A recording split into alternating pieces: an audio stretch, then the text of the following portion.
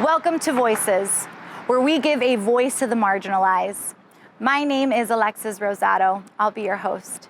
Today, I am so excited to announce this poet. Keyante Saxon is not only someone who does poetry for peace, he is also a powerful Black man in our Lansing community. Hear his voice. This piece is called Black Masculinity. My masculinity is fragile. Through the absence of an earthly father, though unfortunately common, is the reality of my strife. My Black masculinity is fragile through being the minority in the majority for the majority of my life.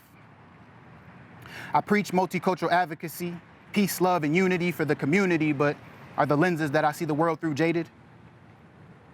My Black masculinity was deeply rooted in dope beats, calling my brothers niggas and rolling up an L to get faded. But my Black masculinity changes when I'm not around my Black people, and quite honestly, I hate it. In this world, I had to strive to survive, adapt, and react so that my Black masculinity wouldn't be mistaken. For a stereotypical statistic in the eyes of someone that couldn't even begin to understand, since we simply cannot understand until we walk in their shoes and look at life on the other hand. But I was taught, when playing the game, to keep my hand up and never show the cards I was dealt. A lesson that carried over to my life and retrospectively prevented me from expressing any of the pain that I felt. The pain of code switching, verbally, physically, mentally, a skill that I practically mastered. We put a fancy word to it, call it amicability, but the truth is my Black masculinity took so many shots that it's drastically plastered. Hungover.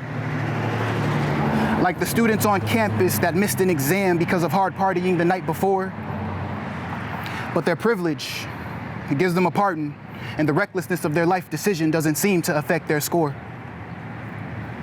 But when I ask for a pass, it's a pass on my Black ass as if my life was worthless. Like for some reason, the darker shade of my skin seems to make my life worth less. So while you get to work less, I have to work harder.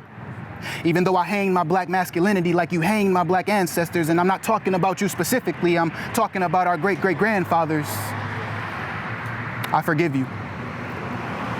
But only because my God says I have to. So I put my pain in my pen so that I don't point my pain at you. But to be honest, you don't seem to have a problem pointing your fear at me. So maybe I should return fire. Wait, I don't want to end up in the back seat. Or better yet, let's be real, I don't want to end up in the black seat, stuck behind bars or something even more tragic. So I use my voice to clap back instead so my hands won't be clasped in the casket. Yet even then, because of my skin, I may still end up there because of your reaction. So when you tell me I'm a good man and that we're on the same page, I really want to tell you that that's a lie because we aren't even on the same stage.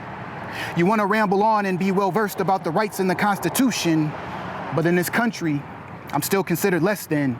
So those rights to me are an illusion.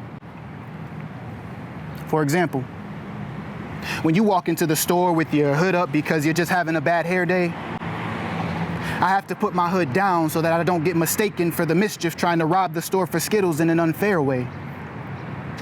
Or when you're jogging through the neighborhood, you know, working on your fitness, I now have to be aware that I won't be killed because I simply fit the description. By cause of my Black masculinity being perceived as a threat, whether I did it or not, at least you get to make it to the courtroom. But me, oh me, I get shot. How many more flesh-depicted, arrest-resisted, deaths inflicted until you get it? They created the ghettos and then blame us for living in it. Not much has really changed. You gotta pay attention. The only difference is instead of the individual, Black masculinity is now slave to the system. I assume some people may react, sit back, gasp, and ask, what's packing into me? My answer, The unjustness from who we put trust in that justice lacks continually. So I'm running the race with a chase pace, face straight toward my black affinity, to root out the division and move out a decision to restore my black masculinity. That's what's gotten into me. Black masculinity is the poorest 6% of the population, but somehow is a top scorer when we talk in metrics of mass incarceration. So what's the conversation? My black masculinity is in a bad situation. Those microaggressions being performed in a macro-aggressive way, the ones that I don't speak up about because I don't really feel like pressing today. But what I found out is that when I don't press in, I halt honest progression, and my black masculinity has a responsibility to come out of repression, to conduct a correction for the next friend that the fragility of my black masculinity did not have for protection. But my black masculinity is frail. So I smile back instead and laugh it off.